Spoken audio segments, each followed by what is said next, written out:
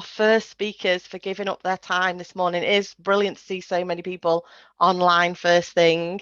In a couple of minutes, I'm going to hand over to Chris Naylor and Chris Twigg from Inner Circle Consulting and Julie Towers from Penna.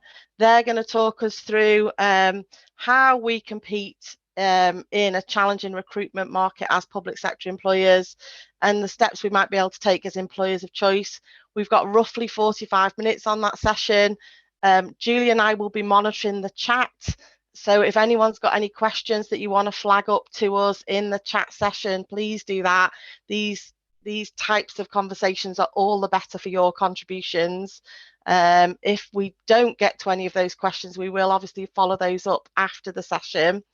And as Gordon says, we are heading to a break, so no sooner started that we will have a 10-minute coffee break at the end of this session. The session's called When the Going Gets Tough, the Tough Gets Going. Well, it's called the first bit. I say the second bit in my head every time I hear it, and never a truer word was spoken. We really hope you enjoy the next 45 minutes or so with Chris, Julie and Chris. So it's over to you guys. Thank you. Thanks, Sue. Julie Towers here, Managing Director of Penna, and delighted, as always, to be on a PPMA session.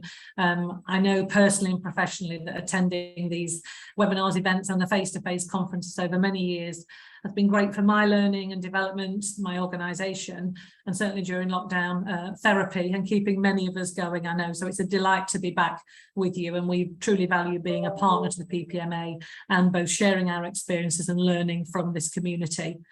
So today's session is all about sort of being in it together, hence why the going gets tough. We're all in it together, we all need to get going. And we want to try and share some of our experiences across the current context of the market. We always think these sessions are about helping you as leaders and talent professionals who we know at the moment are really being challenged to navigate really choppy talent and people management waters. As Gordon set out, that's just one of the many issues that we know you're navigating. So we want to try and do a very focused session about this sort of challenging context for talent. I've been in the industry for many years, this is context that beyond what I've seen over the last 30 years in terms of austerity and recessions and challenges. We've very much got at the end of COVID a candidate-driven market. Candidates now have choice. The departures, retirements, and quite rightly the work-life balance seekers post-COVID have been significant. Brexit and availability of workforce, the preference for agile working, wage inflation, as Gordon said. For me, the reduction in early careers investment, lower numbers of entrants into the public sector professional careers, the lowest numbers of uptake in training around planning, social work, etc., mean that for us in the people management business, as well as the retention and development challenges, we've also got significant challenges around attracting talent into our organisations. So there's more jobs than people. So for us, it's about how did the tough get going at these difficult times. And we'd like to bring our experience to the debate. And I'm really delighted that Chris Naylor and Chris Twigg of Inner Circle Consulting are joining me today. Their organisation's mission is about preparing organisations for change and helping them deliver. So we've really welcomed working with them at Penna to look at how change, development and talent go together. So I know that we're in for an interesting discussion this morning.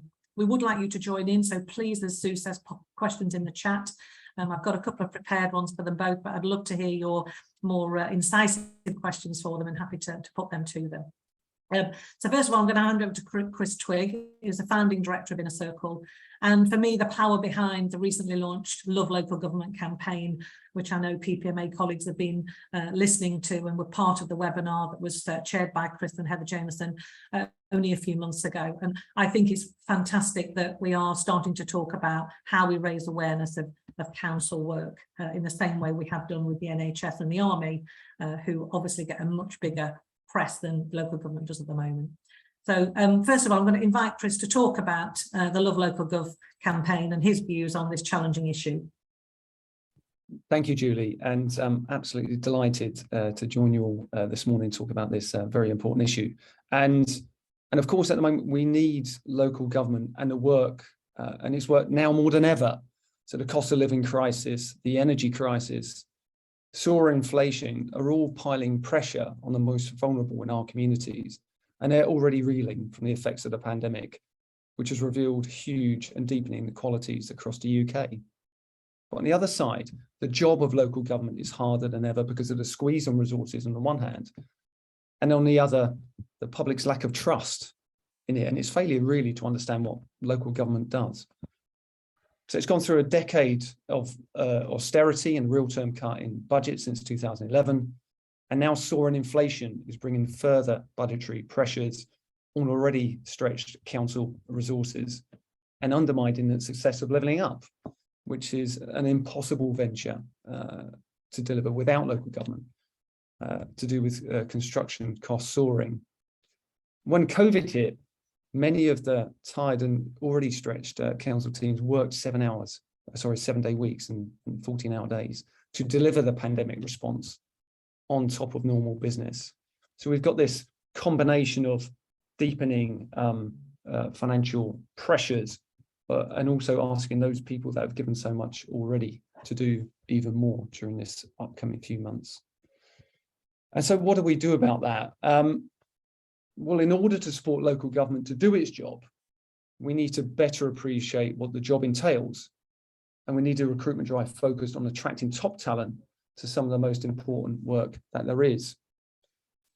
The thing that struck me, and one of the reasons I launched a Love Local Gov campaign, is that isn't the national positive storytelling that we see across our other cousin public services about the range of the council services that councils provide, the positive day-to-day impact that you and colleagues have on people's lives. It really is the front line of public service, and it isn't treasured in the same way as we don't have the same emotional attachment as we do to the NHS. And I think part of the problem is that central government doesn't much appreciate or like local government, if we're honest, and it's all too often sees it as second rate, and has contributed to the idea of councils as organisations that fit potholes badly and don't collect bins often enough. So we need to see and appreciate council teams who are helping the most vulnerable by providing services around adult and children's social care. We need to support the work of council teams trying to regenerate areas, improving town centres and making people's homes warmer. We should appreciate the effort that's involved in running these complicated organisations of several thousand people. And local government works best when it works with its communities and there's trust between the two. Celebrating local government, giving it a profile, can help restore that trust and help recruit the best and brightest to the sector. So that's why we, along with colleagues in Penna and a municipal journal, launched the Love Local campaign earlier this year. And it's got 3 objectives. First of all, it's to increase public attention and appreciation of the work of local government. Second, is to mobilise the public service community around a national recruitment campaign for the local government. And thirdly, it's about engaging central government in changing its perception of local government and understanding its key role in tackling current crisis, and help to rebuild trust and engagement with the public by celebrating and attracting talent. So we launched a campaign with a panel of local government and community leaders earlier this year. We're now pulling together a working group to think about how we can create a national recruitment campaign. And we're writing a letter to the new Levelling Up Secretary, Simon Clarke, to ask for his backing in everything I've just mentioned. We need national government to have a clear and positive position on local government. For millions of people living on the edge of poverty and distress, this is really necessary right now. Supporting the job of councils and their workers can help build trust between the people providing those services and the people who need them most. And of course, understanding local government as a place where innovation can thrive and diligent, talented people work could radically speed up delivery of the government's much touted levelling up agenda. My brother is in the Navy, and they once called upon the UK public to be someone special in a recruitment campaign. Now we need to send out a call for councils. Local government needs to be part of something special, because we're only going to get through the coming challenges together. Thanks, Julie. Back to you. Thanks, Chris Twigg. We've got two Chris's today. So Chris Twigg, thank you very much for that. And thank you for the work you're doing on Love Local Government. Gordon and I were privileged to be part of that debate early this year. And I do think one of the things that PPMA have a huge opportunity to do is get behind this. So look forward to hearing more about that later. So to add another contribution, now the voice of Chris Naylor, who many of you have heard on PPMA sessions and our aspirant chief exec programmes before, in his role as chief executive of London Borough, Barking and Dagenham and Birmingham City Council. Chris has made the move to Inner Circle Consulting about 10 months ago, and so it's lovely to have a Chris's perspective, both as a chief executive and somebody who's tackled these issues, and also in his new role as mission director for Inner Circle. So over to you, Chris Naylor. Thanks, Julie. And also I'd like to say hello to everyone. It's great to see many of you this morning. It's a great privilege to be asked to be a part of this. So Chris started us off talking about the Love Local Government campaign, and I want to sort of leap from that into a conversation about talent. And I guess my general point is, if we want to love local government as well as have the campaign, I think we all recognise local government needs to change. And we express our love through understanding what needs to change and the role that we can all play in that. I say that because I think, like many public services, local government in particular, I think faces a profound period of jeopardy over the next few years and into this coming decade. I think in simple terms, that jeopardy is as follows. It was many of the public services that we run today were kind of designed by our great-grandparents' generation to cope with and manage the problems of their times. And if you look at the problems that we're addressing today, they're just not able to cope. They're not working in the way that their designers in the 1930s, 40s and 50s hoped they would. And I think that's I think been with us for a number of years, but is now coming to a head and will come to a head over the next few years. And we need to recognise that and really dig deep and think about the impact of that. And I think in simple terms, it's this. We've got austerity combined with the aftermath of COVID, the cost of living crisis, converging on a set of people in our communities who've been on the sharp end of wider structural changes to our economy and society over the last 20, 30, 40 years, meaning that their resilience is weak. And that is driving an unprecedented tidal wave of demand into public services, the likes of which we've not seen. And has the effect, I think, on services that is, if not as big, potentially greater than the experience of financial difficulty we found at the start of the sort of 2010s with that first wave of austerity. To put some numbers around that, the King's Fund estimate that just over 60% of all expenditure on healthcare in the UK is now spent on supporting people with long-term, lifetime conditions, comorbidities, for which there's no cure, but which were all potentially preventable. And we see year in, year out expenditure on the NHS increasing in real terms and far outstripping GDP growth. So ultimately, this is a problem that is going to bite us and bite us very, very hard. So, and essentially the problem that we've got is we have public services that are designed to respond to episodic needs. An idea that someone gets along okay in life, they have a problem, they come to the public sector, we treat them and they move on. But now life's much more complicated. People have these long-term conditions, both in local government, health service. They're complex. And instead, I think we need a situation where we're pivoting to a reform of public services, a systems-wide approach to tackling the root causes of why people are finding themselves in crisis in the first time. Why are people having those lifetime health conditions? And I think there are multiple aspects to that, sort of cross-cutting, working out into cross-disciplinary teams, understanding in a kind of data sense, what are those root causes, redesigning public services. So from first principles, they tackle those root causes, get alongside people, build a sense of agency, prospect and hope in their lives. Often doing that in collaboration and close working with the community and voluntary sector. And if you want a model of this, so people can just visualize it in their minds, this is precisely what we did during COVID. We mobilized at pace interdisciplinary, cross-disciplinary teams in our local authorities. Many of you on this call would have been involved in that process at the beginning of March 2020. We, and some, particularly our HR colleagues, we ripped up the rule book. We kind of got people together in teams. We managed the risks of cross-team working in a different way. We used data and insight on a daily basis to understand who was at risk of catching COVID, people with long-term health conditions, older people, people from a Black and minority ethnic community. We used data to identify who those people were, where they lived, and then we reached out to them. We shielded them. We worked in novel ways, breaking down those professional silos, and often doing that in deep collaboration with the communities in our places to help with that shielding effort. Now, if you think about the cost of living crisis, today, there are tens of thousands, in some of our towns and cities, hundreds of thousands of people who are on the cusp of crisis, a crisis that will be as equal to them potentially as the crisis of COVID.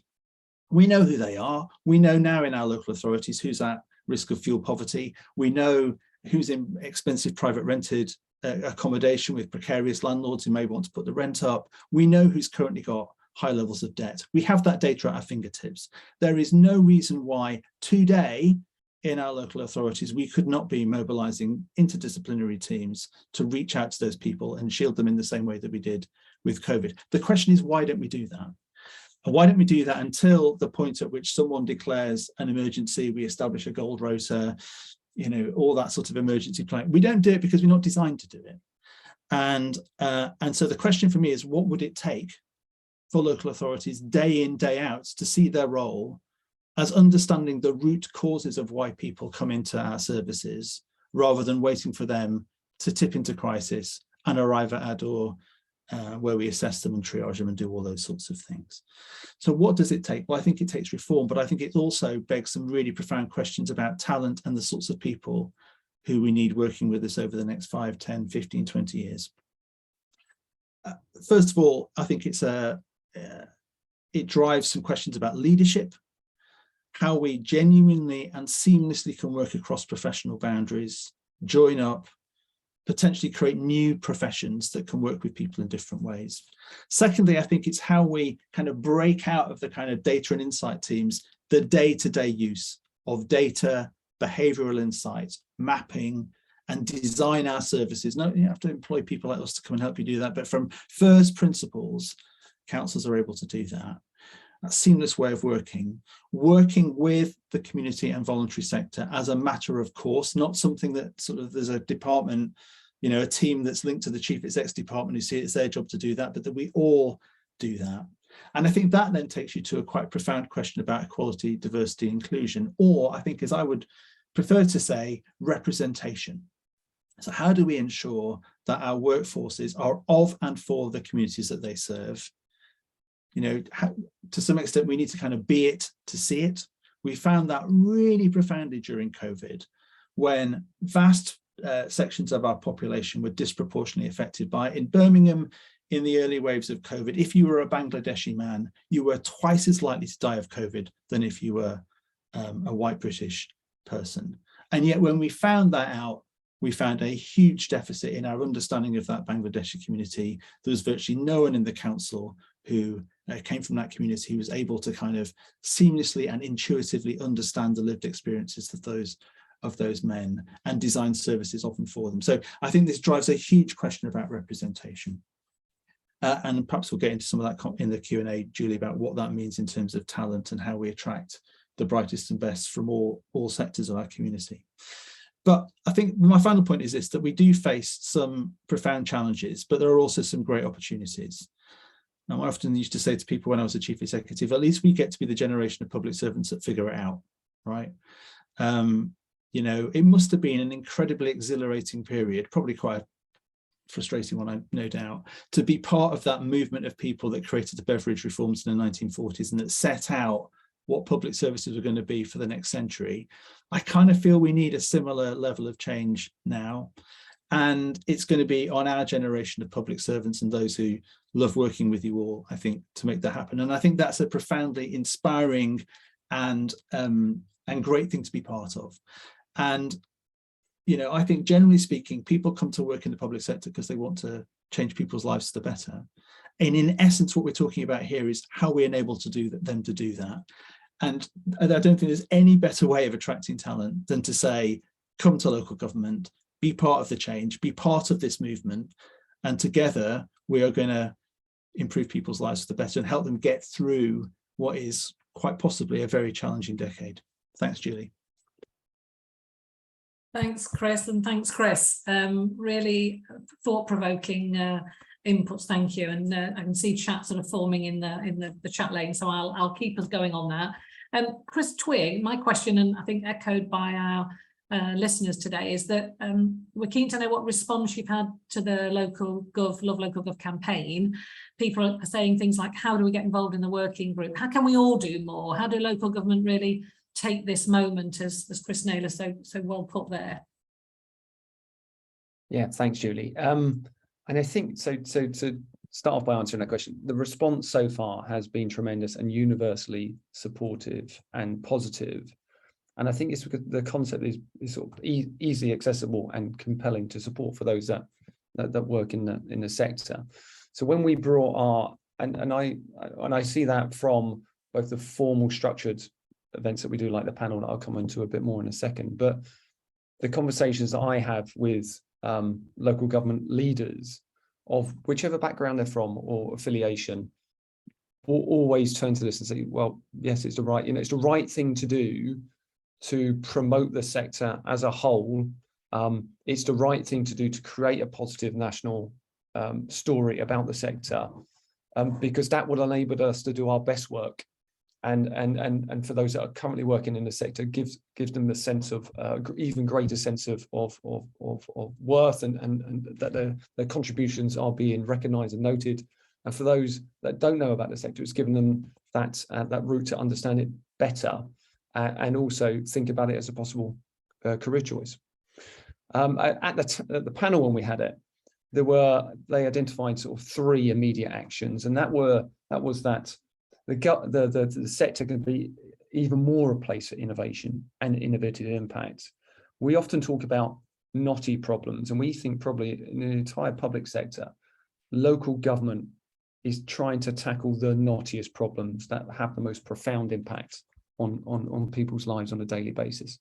And so and people are drawn to tackle knotty problems. People want to be involved in making a difference and making a change. So making that clear as a point of difference. And then they talked about rebranding itself beyond itself. And this was about focusing on roles and describing them in a way that makes them the place where the new generation want to work and want to make a difference. And the third was a national campaign to bring all that together. So reimagining roles that respond to the current context and ensuring that finding local diverse talent is a top strategy. And I think if those are the three actions put forward by the initial panel, and I think the working group therefore is about taking those, not just those actions, but there'll be others as well, but working together across the sector to take that work forward, to galvanize within the sector a willingness and an intent to develop this national campaign and support it and sponsor it, so that when the central government support will definitely come, there is something for them to get behind and back. So I think the way that there are at least 4 things that those listening, the audience here, can become involved in the campaign is, first of all, and I've seen from Samantha and Emma in the chat, asking about the working group. So being involved in a working group to take the campaign to that next level. Showing your support for the campaign by posting your email address in the chat now, and we'll make sure you're kept up to date with the campaign. We're preparing a letter to the Secretary of State. So, and we're going to put a link on our website so you can co-sign that. So look out for that. We'll make sure that we'll share that with you and you can co-sign that letter. The third thing is about using the Love Local Gov hashtag on your social media communication to start to give that, use that as a galvanizing point to bring people together. And the fourth is about spreading the word about the campaign through your internal communication channels in your councils. Thanks, Julie. Thanks, Chris. That's really great practical help. And I think, as I said in the chat, I think PPMA and members and PPMA itself can be real leaders and in this change and the campaign. This is, in a sense, this is absolute sort of gems for us as talent acquisition, talent development people to have that kind of driving purpose and mission, which can so often be missed in the busyness of trying to recruit to get people on board to deliver. Is just why people are there, and we have to probably, without sort of the pay advantages that the private sector have got, we've got to look at different advantages that we have. A mission and purpose, is extremely compelling in this sector for me. Thank you very much, Chris. So one for Chris Naylor. Chris, you talked about the context being challenging and creating opportunities, but it is different as well, as you well stated. And you've been a senior leader and chief exec for many years. So what would you be advising chief execs and their talent leaders to be doing to tackle this crisis? Yeah, thanks, Julie. I mean, I don't think there's a sort of glib, simple answer, right? And I say that because I'm going to start with something that's going to sound glib and simple, which is, and therefore potentially annoying. So let me just indulge me for a second. I do think a big part of this is recognizing that this is a profoundly important moment. And in the same way that I think back in sort of 2009, 2010, like we could see it coming towards us. And, for those of us who were kind of in leadership roles at that time, like we had to start to really kind of explain to our organizations, like, this is the context we're in, this is the wall of pain that's coming towards us, this is how we're going to address it, these are the actions we're going to take, we're going to have to dig deep. Do you remember back then when we'd have budget processes that had to save like 2% or something a year in the like late noughties or what have you, and like literally thought our arms were going to fall off or something, didn't we?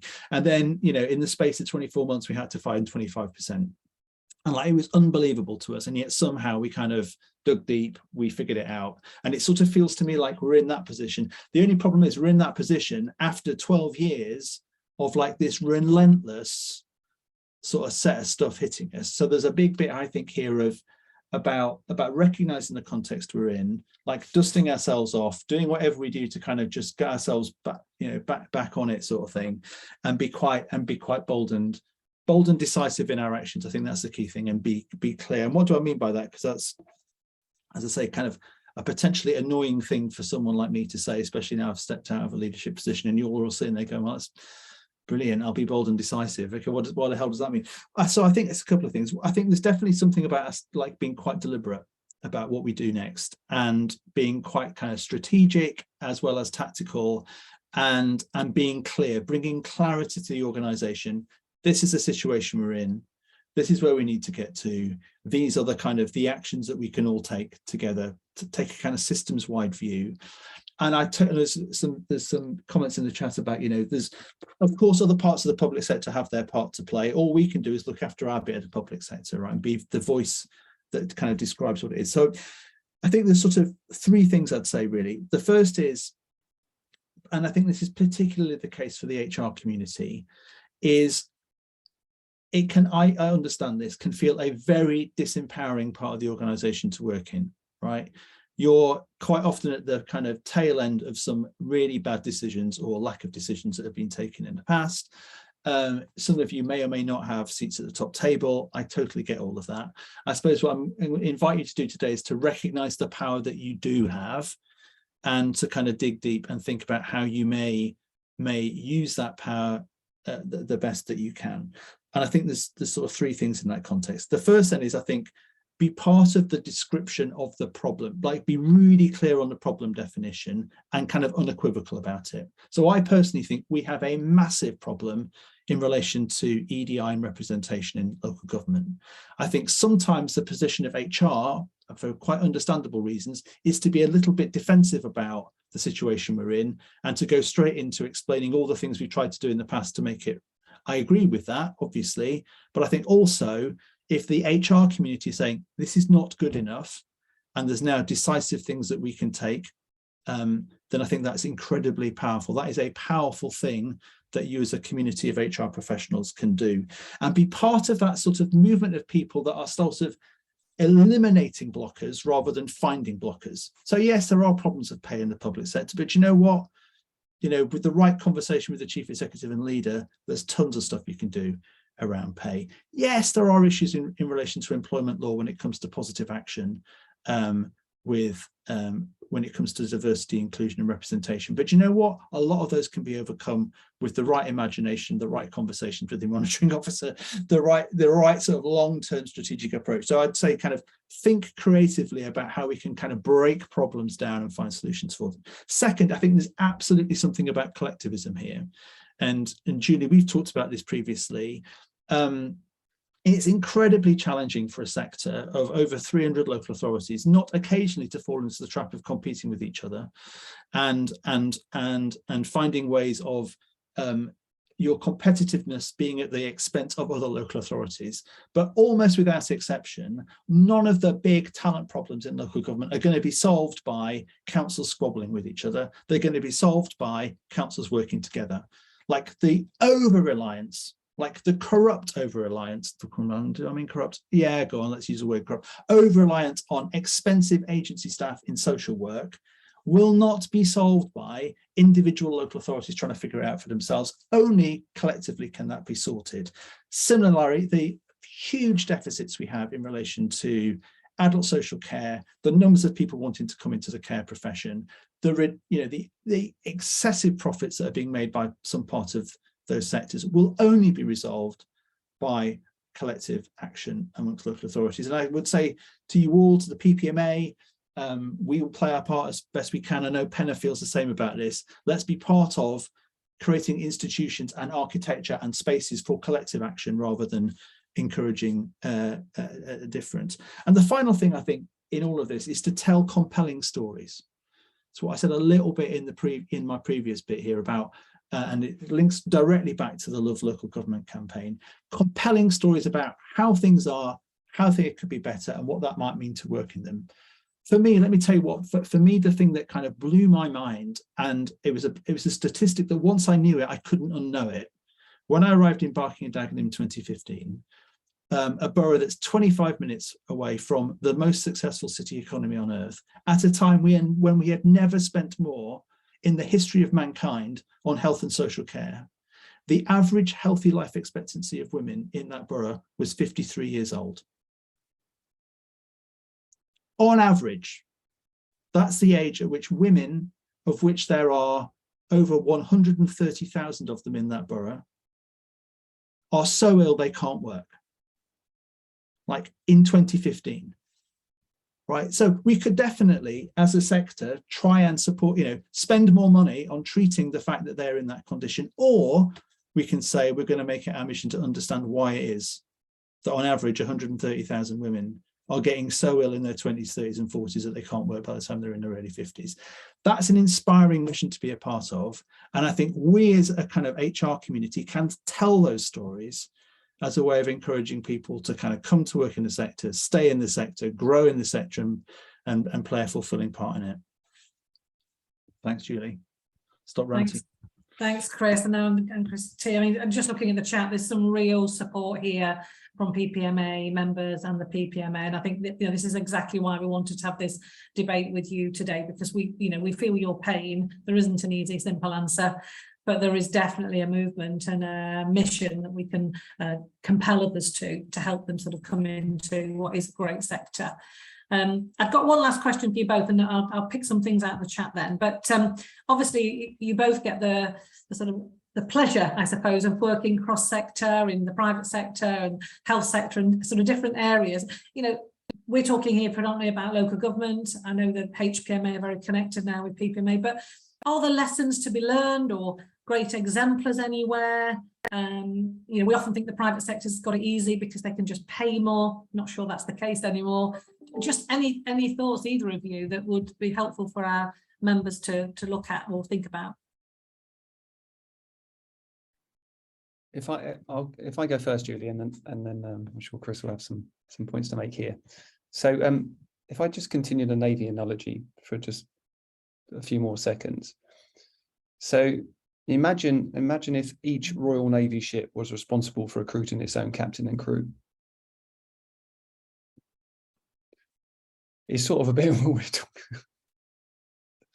And but picking up the point about what we're seeing elsewhere. So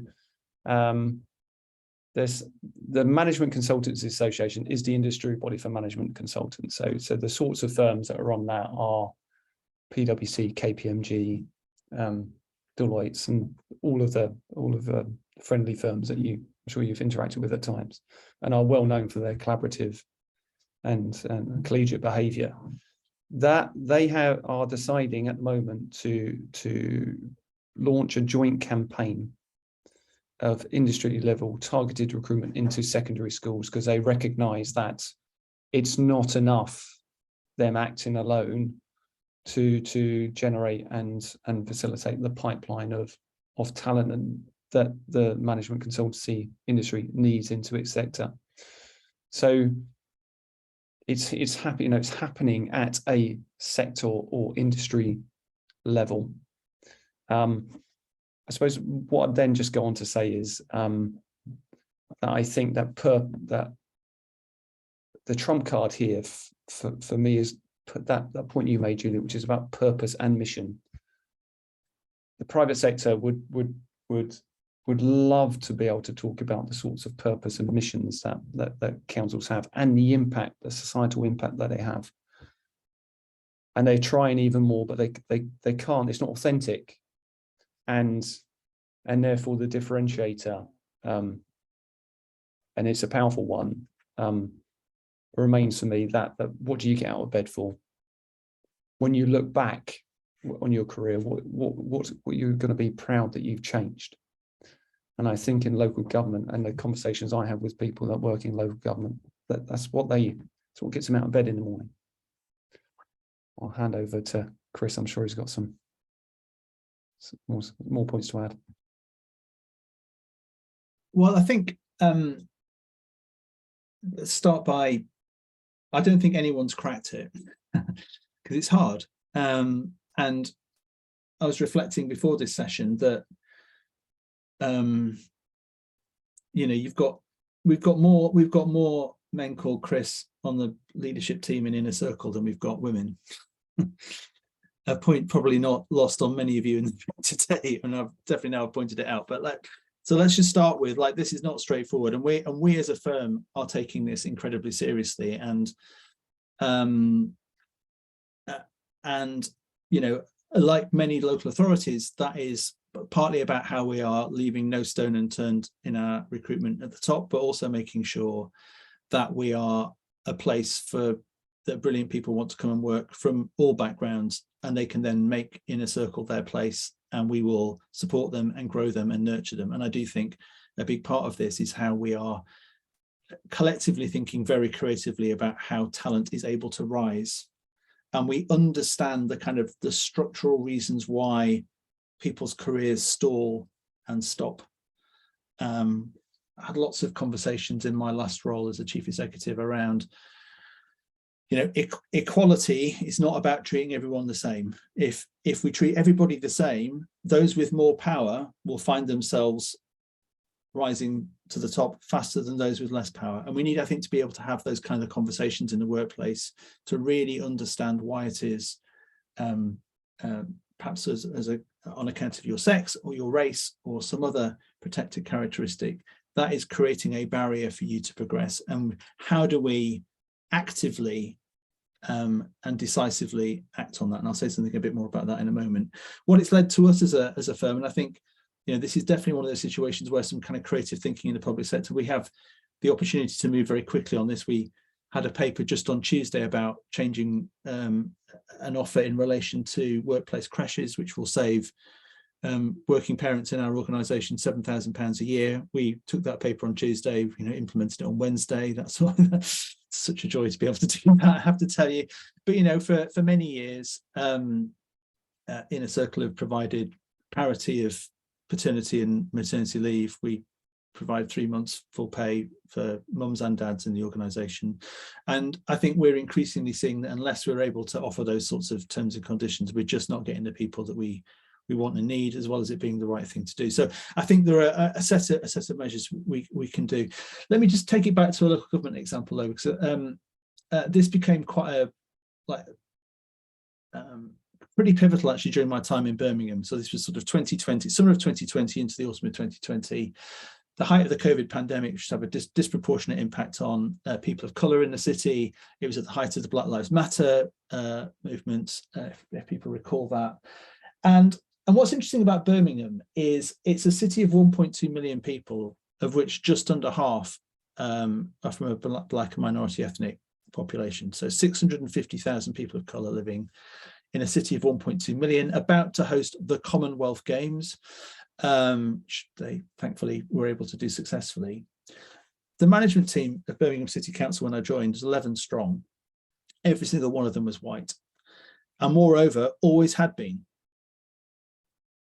And it led to a really profound conversation in the organisation about how all the measures we were taking in good faith to address that were just not working at the pace that was being demanded by our circumstances. And we had to dig very, very deeply to think about career progression, holding posts open, looking at people of talent from different backgrounds, plotting with them in detail their career trajectories through the organisation. And it was, this is difficult stuff, right? It's not without its challenges from an employment law point of view, you all know the challenges and you'll be able to list them out to me. And indeed, they were listed out to me at the time, right? But we have to break through it. And I think there are examples of that in the private sector. There are definitely examples of it in the public sector. It comes back, I think, Julie, to this point about collectivism. How are we up for this? And are we going to make it our mission? Because if we are, then I think, amazing things can happen. Final point I'd make on all of this is it sounds very, very glib, but being an organisation that can describe in very simple terms what you're about, the mission that you have, it's a seller. Like, we are recruiting heavily at the moment. People are banking the salary, they're banking a set of demands around work-life balance. If that was ever negotiable, it's like increasingly not negotiable. The pay, non-negotiable. The work-life balance, pretty non-negotiable. What is attracting people, particularly from other private sector consultancies at the moment, is our mission and sense of purpose. That's the thing. And when they're in that kind of funny period where we've kind of offered them the job, but they haven't quite accepted, or crucially in that 3-month period when they're working their notice, which is a profound period of danger for us as a firm, right? Are they actually going to arrive? It's reinforcing that sense of mission and purpose that's the clincher. And I think that's why the Love Local Government campaign for me is so important. Thanks, Julie. No, thanks, Chris. You raised some really good points about not just attracting people, but also then holding on to them and being able to provide that sort of cushion and sort of a really nice walk into an organisation is important. And I know from working with many of you that often the resource to do that isn't there. So it's how do we do this high touch candidate care in a sort of cash challenged environment.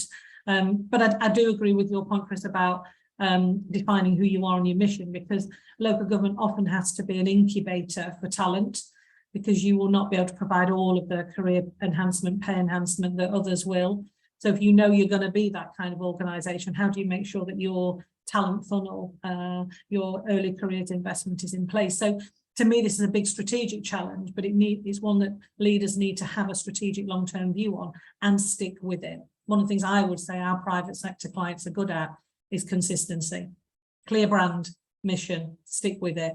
Don't have a new fad, stick with it. Really embed it. It's in their DNA. You see it, you feel it, you read it, you experience it.